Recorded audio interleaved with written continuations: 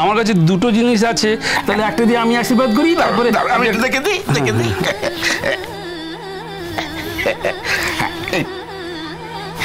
আচ্ছা আপনি আশীর্বাদটা করুন।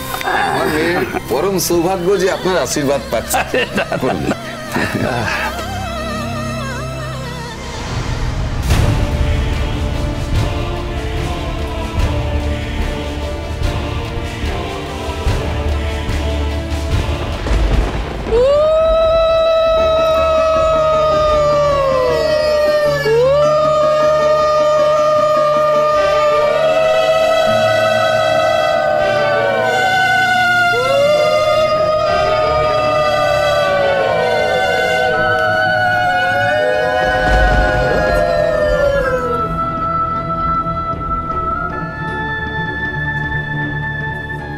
নমস্কার করো মা, প্রণাম করো, প্রণাম করো।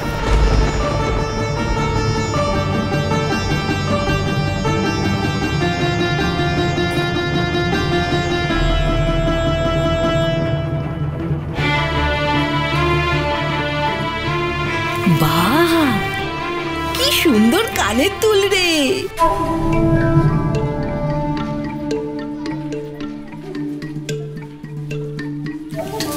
দুটো কানের দুল, আর জামাই এবার কি দেয় সেটাই দেখতে হবে। হ্যাঁ, সেটাই দেখতে হবে।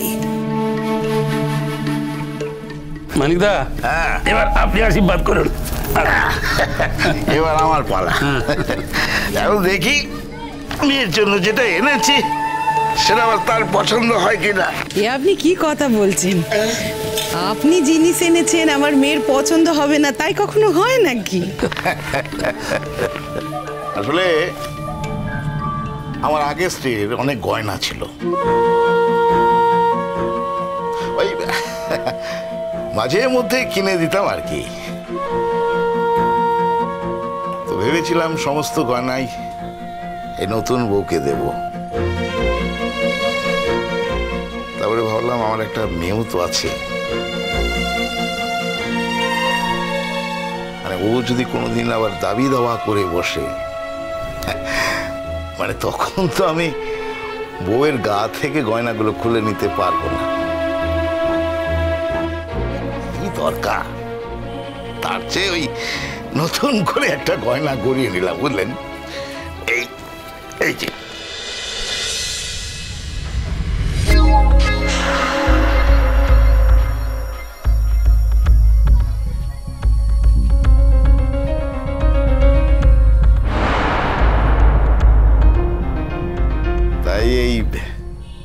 শীতে হাটটা গড়ালাম, যদিও খরচা একটু বেশি পড়েছে। বাবা, আপনি সীতাহার এনেছেন? আরে বলেছিলাম না, মানিকদা দেশের লোক না, মানিকদার নজরই আলাদা। দেখেছেন বেয়াই মশাই, আপনার মেয়ের ভাগ্য দেখেছেন? ভাগ্যিস আমি এই বিয়ে সম্বন্ধটা করেছিলাম, আর আপনার মেজে মেয়ের বিয়েতে মানিকদাকে আপনার বাড়িতে নিয়ে এসেছিলাম।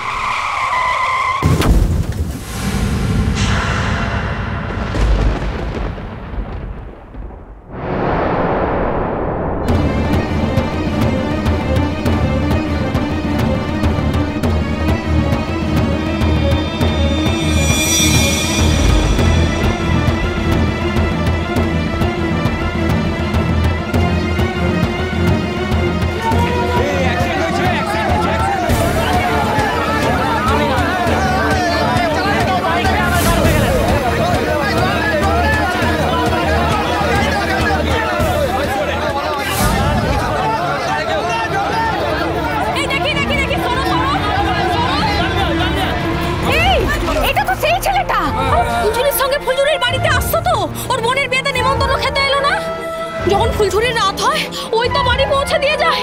এ বাবা, কি হবে? আমার মনে হয় যেন সব ফুলঝুরির বাড়িতে আসছিল। চল দৌড়ে গিয়ে আগে ফুলঝুরিকে খবর দিই।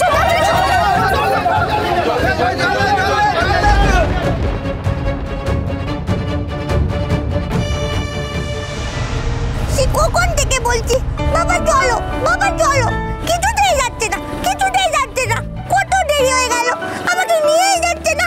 সে কোন সকালবেলা মা আমাকে উঠে সাজিয়ে দিয়েছে, হ্যাঁ? আর তুমি এত দেরি করলে, হ্যাঁ? আমাকে তো বাজারে যেতে হয়েছিল। আমি বাজারে না গেলে কে যেত বলো? তোমার ছোট কাকা তো কাজে বেরিয়ে গেছে, তো আমাকেই যেতে হলো। আর বাজারে না গেলে সবাই খেত কি? আমরা তো নেমন্তন্ন খেতে যাচ্ছি, তো বাড়ির সবাই কি খেত? ঠাম্মা কি খেত?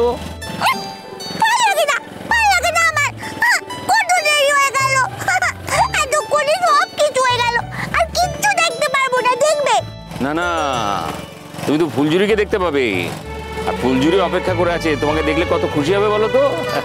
আমি তোমায় বলছি এখনো আশীর্বাদের অনেক কিছু বাকি আছে, তুমি গিয়ে দেখতে পাবে। এত বায়না করো না।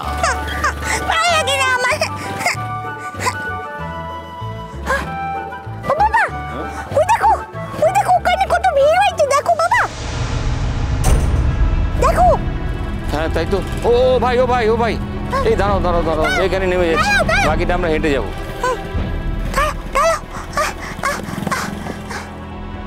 এসো এসো, নামো নামো নামো,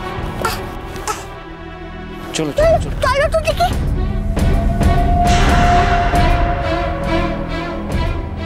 আমি তো ব্রেক মারার সময় পাইনি। আমি কি হয়েছে?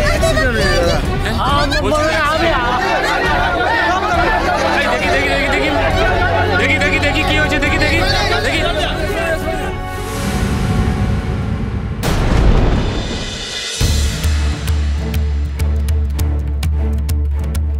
এ কি, এ তো লালন।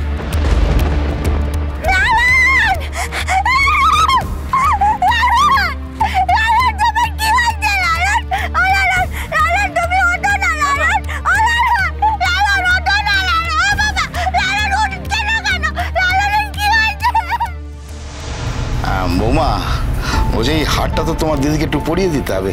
দাও দাও দাও। এখন থাক, পরে পড়বো। পরে কি রে? এখনই পর। বাবা কি সুন্দর হার।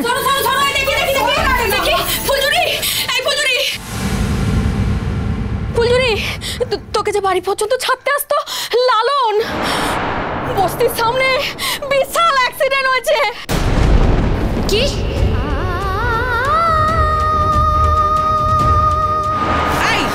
উঠলি কেন তুই?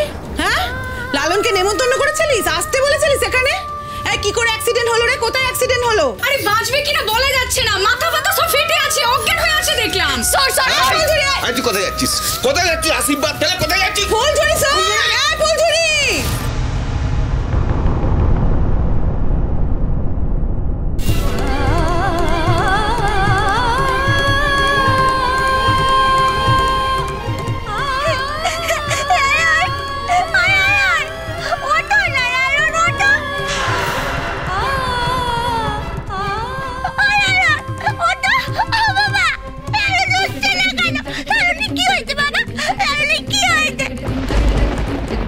একে এক্ষুনি হসপিটালে নিতে হবে, দেরি করা যাবে না, এক্ষুনি।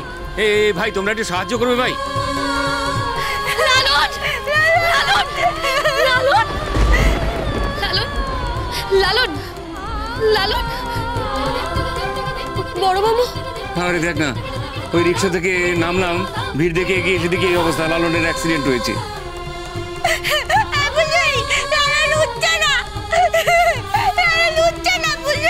লালন, লালন, লালন, লালন চোখ খোলো, লালন, লালন। লালন বাঁচবে তো? লালন বাঁচবে তো ফুলঝুরি? ওকে ওকে হসপিটালে নিয়ে যেতে হবে তো। লালন ওঠো না, লালন ওঠো না। লালন, হ্যাঁ লালন, লালন।